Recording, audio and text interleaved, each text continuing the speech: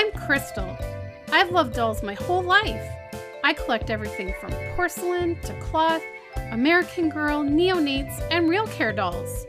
But my favorite is to collect and make reborn dolls. There's Chloe, Grace, Jeremy, Maya, Yuki, Savannah, Zoe, Haley, Landon, Maisie, and Joshua. It isn't easy keeping up with my collection, but it sure is a lot of fun. Good morning, everyone, and I have Savannah here with me. Today we are going to St. Jacobs, Ontario, which is in Kitchener, Ontario. We're going with Marilyn and Paula, and we're going to go to the market, and we're going to take a horse and buggy tour. So she's in this little Carter's romper that has little flowers and bluebirds. I've always liked this romper on her. Right now she's got a white bonnet, but I also have the option of a blue or pink bonnet, so I'm still kind of deciding, but you'll get to see what bonnet she will be wearing in the next clip. So we'll see you in a little while.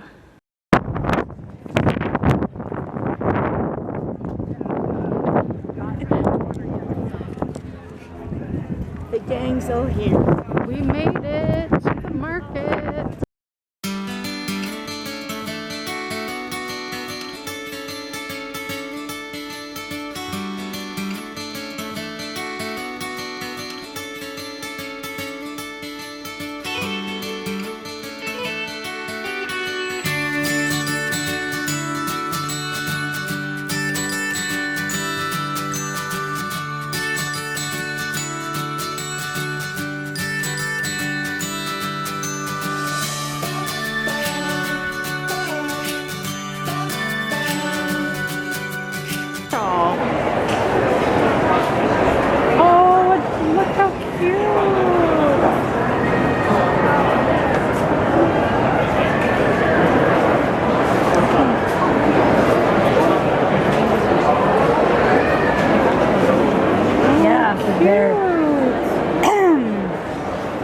Oh, look at the cupcake hat. I know, they're cute. That's adorable. Oh, and an apple. Little bear. Oh my goodness. Oh, look at the little mittens. Oh, look at the bumblebee hat. That's so cute. Oh, look, it's cute. Aww. Those are really sweet.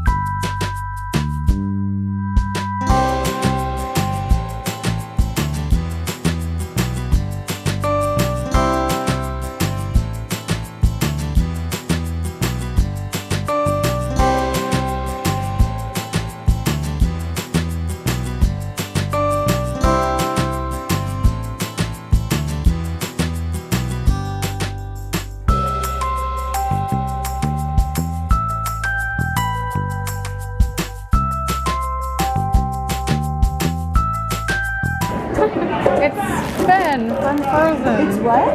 It's Sven from Frozen.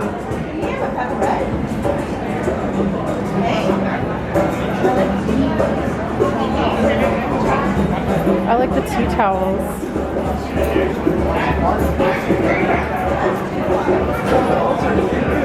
They are.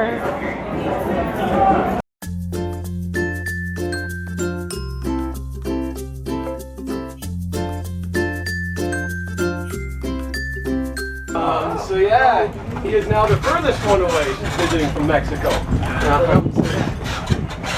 All right, this area that we're in was settled about 200 years ago. Some of the first people to come to this area, clear land and start farming, were Mennonites. When they got here, they liked the area. They thought it reminded them of Pennsylvania, and that's where they were moving up from. When they got here, this area was all covered in trees. These folks were farmers. They cleared the land. They built houses out of logs first. Later on, when they had more time and resources, they started building brick houses. We have a brick house on the corner here that's about 170 years old. We think it's a really old house. Now, if you're visiting from Mexico or Colombia, you might be saying, well, we have older buildings at home, and I understand. But for us, that's an old building. It's even older than our country. Canada is only 152, I believe. So yeah. We're going past a turkey barn here, and the only turkey that smells good is a cooked one. That's what I found. So yeah. Did I mention the windows as well? Feel free to open and close the windows as you'd like. I don't know if I mentioned that earlier, but as you want to adjust windows. It won't keep the smell out, but it might give you more air or less air. So yeah. The moderate Mennonites.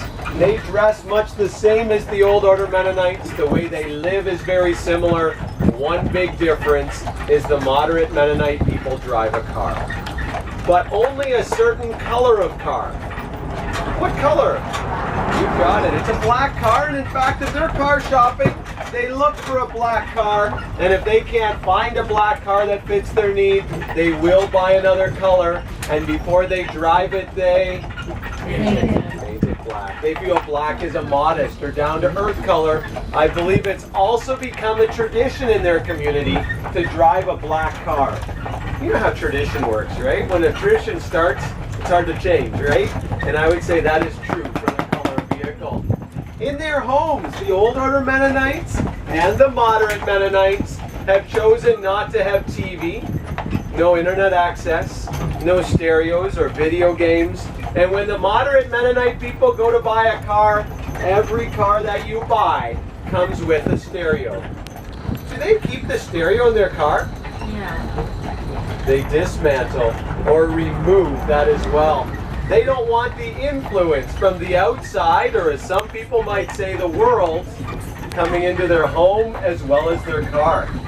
How many of you would like to live that way? Anyone? Maybe for a weekend. Well, some of them do. There is a group of Old Order Mennonites in the area that do have cell phones. And I always think it's such a contradiction to see them holding the lines in one hand and the phone in the other. But yeah, I like telling people sometimes, you know, if they're get confused with some of the things that go on in the Mennonite community, you know, it's a culture. And some cultural things just don't make sense. You follow me there? Mm-hmm. Yeah. People living in a colony with a common kitchen, a common dining area, a common laundry. When they make money, they don't keep it for themselves, it's given to the colony. Getting too liberal. It said the Mennonites are allowing too much. And the Amish wanted to live a plainer, more set-apart lifestyle. The closest Amish community to St. Jacobs is about 25 minutes from here by. That wood to heat their home and to boil the sap during the maple syrup season.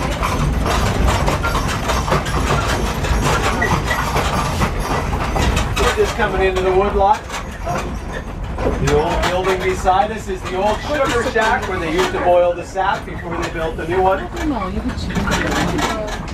You may do sugar shack parties? So we do sugar bush tours in the spring.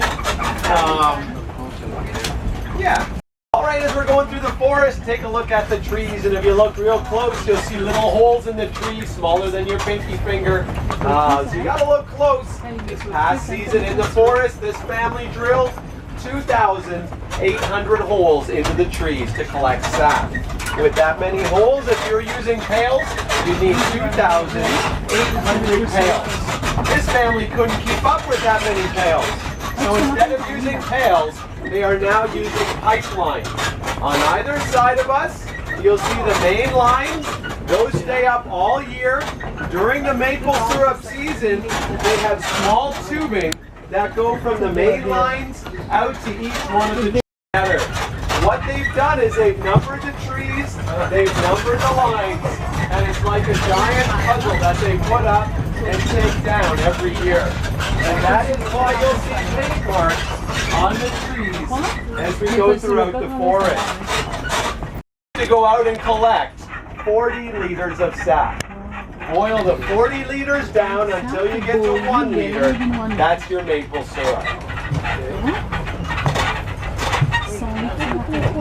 Maple syrup season is anywhere from mid-February to the middle of April. It all depends on the weather. You're looking for cold nights, warm days, and as soon as the leaves start to come out on the trees, that's the end of the maple syrup season. At that time, the sap no longer looks good, does not taste good, and no longer good for maple syrup. Little holes in the tree from previous seasons, so they need to drill a new hole every year. Is there a spider? Oh yeah, a daddy long legs. They say they're the most poisonous spider, but they're so small. I don't know how that works, but they don't bite. All right, we're standing beside here. How old is this tree? You know what we should do is get 2 guesses and see who the closest is. So this is the competition. How old is the tree? 150, 80, 200. Now we're getting closer. Getting closer. Yet this tree would be about 300 years old. We had a tree a little smaller than this that got struck by lightning. Now when the lightning hit the tree, it killed the tree. We cut it down. We counted the rings. The other tree was about the same height, but smaller in diameter. We'd say this tree is at least that old, if not older. Okay, but that's all we're basing it off of, so we don't know for sure, right?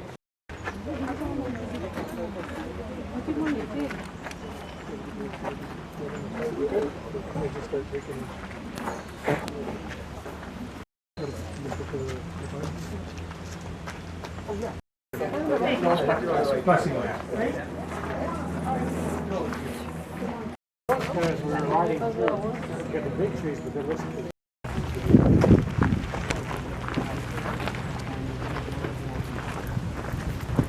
Come on over to take towards the house.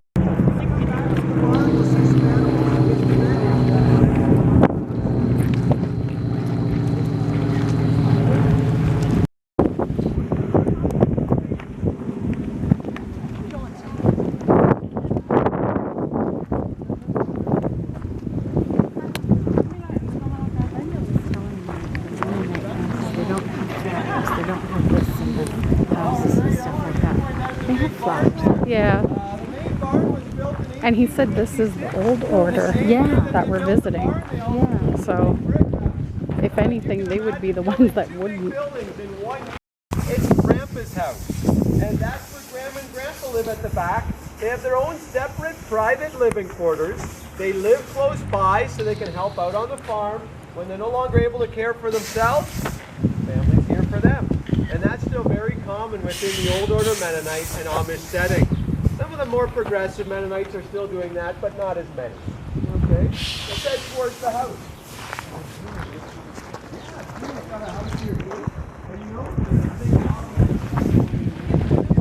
It's okay. I didn't want to walk in front of you.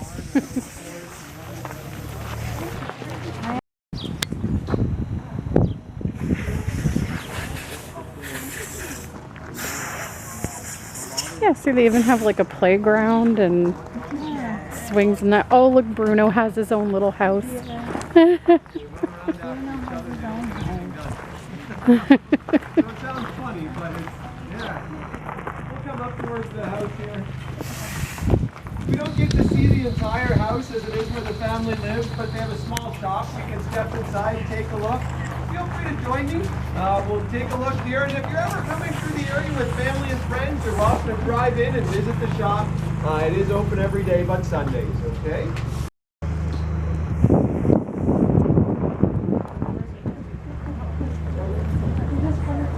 Of the season, maple syrup is the lightest in color. As the season progresses, it gets darker. The darker it is, the stronger the flavor. The lighter it is, the more delicate the flavor. But it's a matter of opinion as to which one you like the best. When you're looking at a bottle of syrup, look at the lid or the label on the front. They always need to tell you what grade you're buying. Doreen takes maple syrup, she boils it for a few hours and ends up with a pure maple sugar. Nice for your tea, coffee, cereal, oatmeal. Another thing you'll see is maple butter. This is a pure maple product. It spreads like peanut butter, but it has 90-some% sugar content. If you like sugar, you can't go wrong with it. They're so cute. The bonnets are sweet. I put on the farm place. I didn't know. Oh, I never thought that one. I do that oatmeal. Yeah, oatmeal is Quiet book. Like, Does that make sense? you know what? oh, that's cute. So kids can practice doing buttons, tying, Yeah, it's a good idea. counting, It's okay, we're just trying to see. counting the wheels, and their pockets. The time, matching colors. Oh, this is so cute. Put your hand in the mitten. Matching shapes. Oh, that's so cute. And then tying shoes. That's a really neat idea. All of our phones are going off. I know. Get rid of the milk, relieve the pressure. And so that's another issue.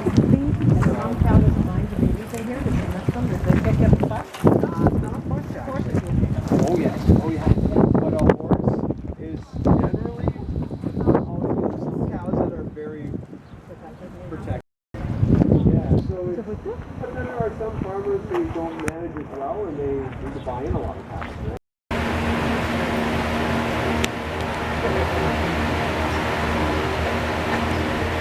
Different styles. Yeah, if you're looking for a space, there is some over here yet. But yeah.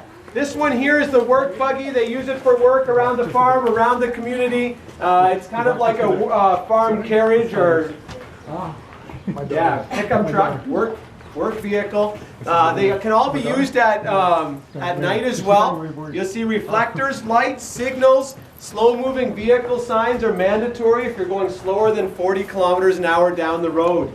I'm going to open the back doors of these up. I know you can't all see at the same time, but I'm going to leave the doors open. This one to church. There's one in front of this that the family will take to church. Can anyone spot the difference between the work buggy and the Sunday buggy? You got it. The wheels, these wooden spoked wheels, are the traditional wheels. It's tradition to take these to church, not the rubber car tires. Why? I don't know. It's tradition. Now you could use these wheels here, these wooden spoked wheels, you could use them for work. The problem with them, they're expensive. $250 for a new wheel, and because they're made of wood, they can break easier. So instead of using them for work, they use the rubber car tires. Now you will see, and they would know someone in the area. So yeah, the family Sunday buggy is a little longer than this one, giving them seating in the back as well. If you'd like to buy one of these carriages, they're made new, they're made local by Old Order Mennonites. They're all custom made. The base price is $6,000. That could go as high as $9,000. If you buy a new carriage, a decent horse, and a harness, you have just spent as much as a good used car. So not as cheap as you might think. Okay? Also are the ones that the young folks will use mostly. These open buggies have a nickname. They're nicknamed the courting buggy. What's another word for courting? Dating. Why do they want their young folks to date in this one and not one of the other three? Keep an eye on You know who's in it, you know what they're up to, and that's the reason. And it is humorous, but it's an old tradition that's still practiced. When a young person's in their teens, they'll try to buy one of these. Brand new, a little over $5,000. There again, you still need to buy your horse and your harness, so it's not as cheap as you might think. Now the children will use these for transportation. The young folks will use them all year, all weather. These are a lot.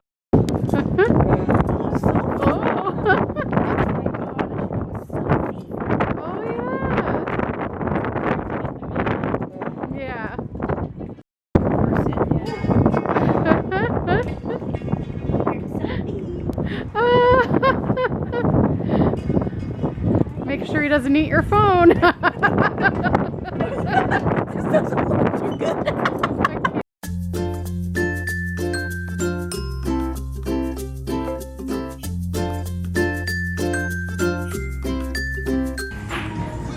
We decided to come and check out the Once Upon a Child in St. Jacobs.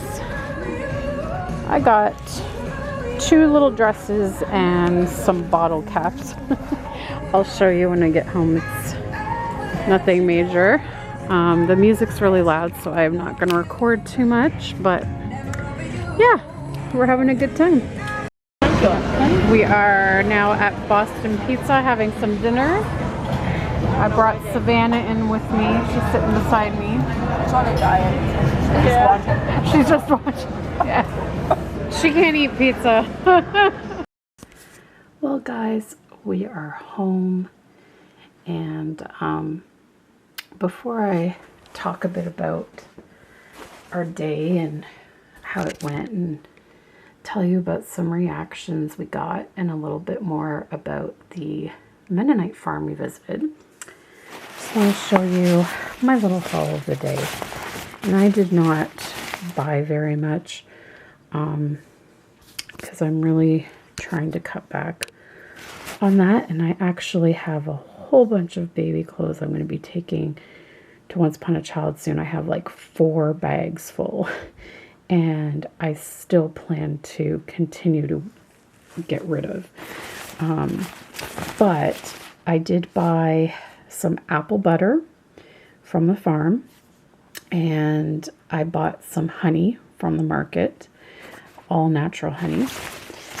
And then also from the market, this one little vendor we went to actually had doll crocheted doll booties or doll shoes, and looking at them, they are the perfect size for Zoe. She is super hard to get shoes for because her feet are so teeny tiny, and I looked at these and I knew they were about the same size as the little custom made boots I got for her off of Etsy. And so I got a blue pair, light blue, and a light purple. And so I just thought they were like absolutely adorable because I literally, like, I don't have any shoes for her. I have some barefoot sandals that were custom made for her, and I have the boots that were custom made for her, and then I have little crocheted Mary Jane type shoes that were I think they were custom made for her from Jamie Lynn, Once Upon a Whimsy. And then I have a bunch of like little teeny tiny socks by Cushies. But I don't have any shoes, so these are cute. They tie up, so they'll be secure on her. Even if they're a little bit big on her feet, they'll be secure because I can tie them. So, and then another vendor had these really pretty leggies. They were reasonably priced. They were only $10. So they have little ruffles at the bottom and then the straight edge at the top. So I don't have this color in leggies, and I really like leggies because you know how sometimes you get onesies for your babies that have a nice print or saying on them, but then you put pants on and it covers half of it. I hate that.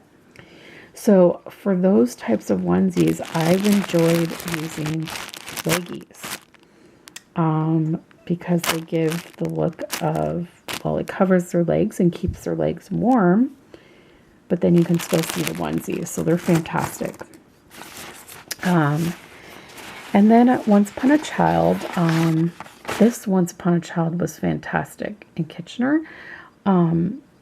They look like they took everything from bottles, nipples, pacifiers, as long as they were, you know, still in package.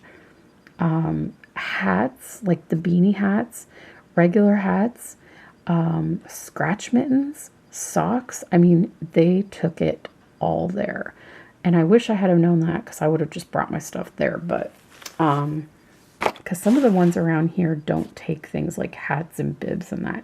This place looked like it took it all. But anyways, I found these Dr. Brown lids for bottles, and they were only $2. And I like to have these because these are actually neat to make fake formula bottles with.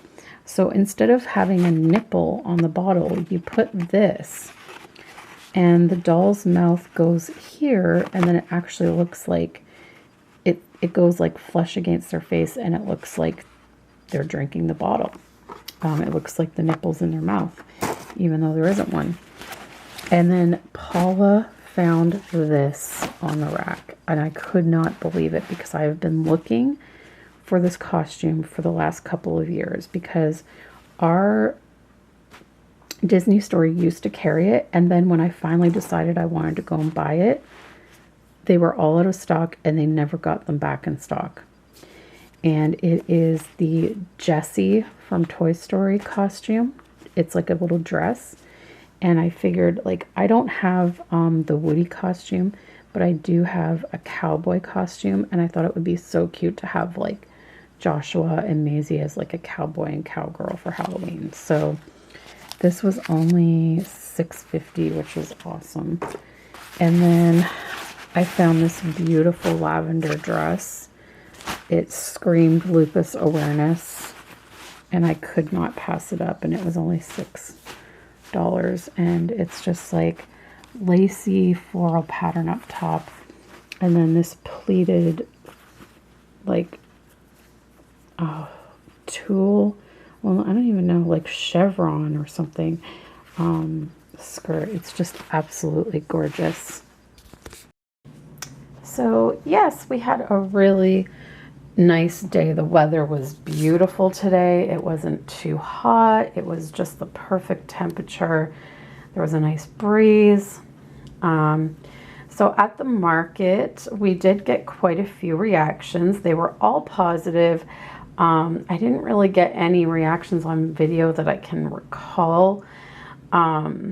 It's just, I just found I really didn't film too much in the market, just because it was so busy and there were so many people everywhere, and it was just like, you just wanted to try to get around and not bump into anyone. So I wasn't filming that much in the market, but yeah, we ran into a few people, and a lot of people thought that we had real babies, and they were asking how old they were, because they were like, oh my gosh, they're so small.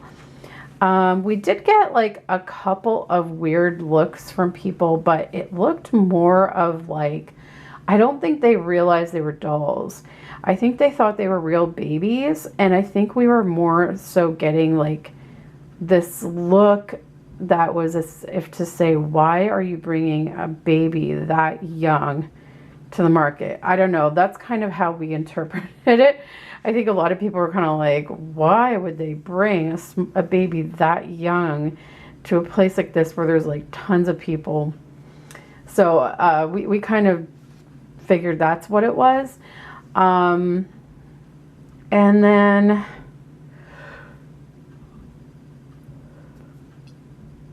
what else? So yeah, but there were a couple of Mennonites that were selling their quilts, handmade clothing, knitwear at the market, and they absolutely love the dolls. They were fascinated with them. They thought they were incredibly lifelike. And at one booth in particular, there was a Mennonite that was actually selling homemade cloth dolls, and they had a face on them and everything like that. So we kind of learned, I think, the difference between Mennonites and Amish. Amish are a lot more strict, rigid, old order kind of thing. Mennonites are a little bit more progressive. So I guess they are okay putting faces on things. Whereas the Amish would not put faces on their dolls. I can't remember the reasoning behind it, but also, I'm trying to think what else. what else did we learn? So I kind of got some information that our tour guide was sharing with us as I was filming bits of our trolley ride over to the farm. However, let's see if we can get Savannah to look up a little more. Yeah, she just there. Anyways, but I didn't want to film the entire you know, ride because it was long. I think the tour was over an hour long. So I got a couple of tidbits on film, but basically we went to visit an old order Mennonite family farm, and they said that right now they're in the 6th and starting off with the 7th generation of, you know, family members at that farm. They've been there over 100 years, and like, you know, their ancestors and all that, like I said, they're in like the 6th to 7th generation of people that have lived there. So it's a family farm, and there is a mom and dad, and I forget how many kids they said that they currently had. It might have been 3 to 5 kids, I'm thinking. And the grandparents have their own little house just off to the side of the main house. And we weren't allowed to go into the house, obviously, because it's, you know, but we did go into their little store there where they have, you know, all types of maple syrup products and the homemade apple butters and some jams and things like that. He explained to us that there are many, many, many different types of groups of Mennonites, and that if he wanted to tell us about every single type of group and the differences in them, we would be there all day.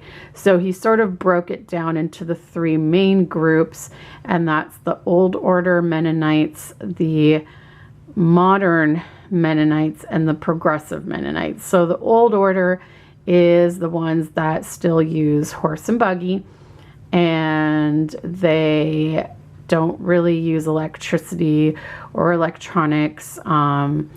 They do, however, have tractors and machinery that will help them with farming. They're not opposed to using that because it'll, you know, make their job easier.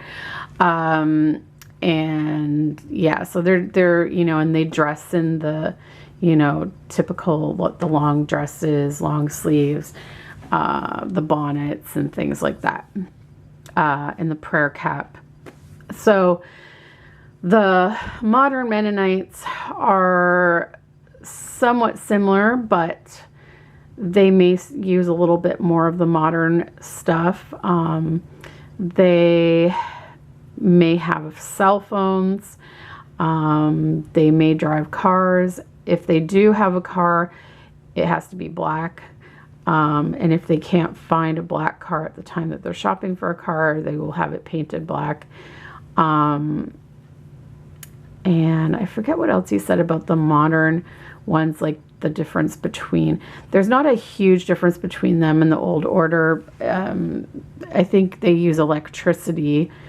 And then the Progressive Mennonites basically are like, they use internet, they have computers. Some of their households may have video games and television, if they choose to. And our actual tour guide was, in fact, a Progressive Mennonite, and he wears regular everyday clothing, just like the rest of us. So it was very interesting. I had been on the tour before a few years ago with Alex because we spent a weekend there for one of our anniversaries, but it seems that they occasionally will change up the tours. So this time I got to see a couple of different things than the last time and learned even more. So I was surprised to learn, I don't know if I got it on video, but I was surprised to learn that because there are some old order Mennonites in the area. A lot of the local businesses like Walmart and other grocery stores have been accommodating in that they have built buggy barns, or like, yeah, buggy parking basically for the horse and buggies. So that's really cool. Yeah. I don't know if, I think I maybe filmed when he was talking a bit about that, and he was talking about what types of things they might buy at those stores. We learned that kids can drive tractors at like 12 years of age, and we actually saw a 12-year-old boy driving one. And kids as young as 5 will have their own mini pony and cart that they can drive. So as young as 5, they can start driving a pony and cart, and they will oftentimes take it over to see their friends during the summer and stuff like that, or take it to school. So I found that very interesting. And Paula asked a question about, like, are they worried about outsiders getting onto the farm and, you know, like stranger danger type situation. And he said that the kids are taught stranger danger and all of that. They generally, you know, but overall they generally aren't overly concerned about it because they are sort of off the road. But I mean, like, I think a lot of the other Mennonites are sort of more off of the main roads, but this one was semi close to a main road because you could get to it like from the market. So and there's tours that go there, so you know, people find out how to get to the house. And they also have a store there that, you know, anyone can go and buy stuff at any given time. So I mean, non-Mennonite people can get onto the land. So, you know, it was just kind of like one of those things you're thinking about, like these young kids just like going off with a horse and cart to their friends. Like, wouldn't you be afraid that they'd be kidnapped? But they're just a very trusting community, and they're a tight-knit community. And, you know, like there was 9 people that lived on the farm that, you know, we visited. But so it's a very... And then I don't know where the other houses are in that area, like other families live in that, but he said that, like, there's no shunning in the Mennonites. That's another thing. Like, Amish have the whole shunning thing. They do not have that in Mennonites. So even if, you know, like for him, he chose to be like the progressive Mennonite and that, but he can still talk to other Mennonites that are, you know, old order, modern, whatever. They don't really, you know, bat heads, is that the word? Or butt heads. Yeah, they don't really have anything like, so anyways, yeah, so it was just a very interesting tour, and we learned about how they make the maple syrup, and they collect them from all the trees there with like a big long tapping system. They also get milk from cows there. They had a big milk truck there that takes milk. Apparently all the cows are milked about twice a day. And so they get milk off the farm. They make their maple syrup products. And it was fascinating, like, to hear you need 40 liters of tree sap just to make 1 liter of maple syrup. So that was interesting to learn. So it kind of puts into perspective why all natural maple syrup is so expensive, because it takes so many trees and so many liters of sap just to make 1 liter of maple syrup. So, you know, I've always grumbled at the price of, you know, real maple syrup. So a lot of times I'll just buy like Aunt Jemima and stuff. It's not the greatest, but it's cheaper. But now, you know, it helped me understand why it's so expensive. So anyways, it was a really fun day. We really loved it. It was Paula's suggestion, because she's always wanted to learn about an Amish community or a Mennonite community, and I was like, I know exactly where to go to do that. And it ended up being a fantastic day. So I hope you enjoyed watching, and we'll see you next time. Bye, guys.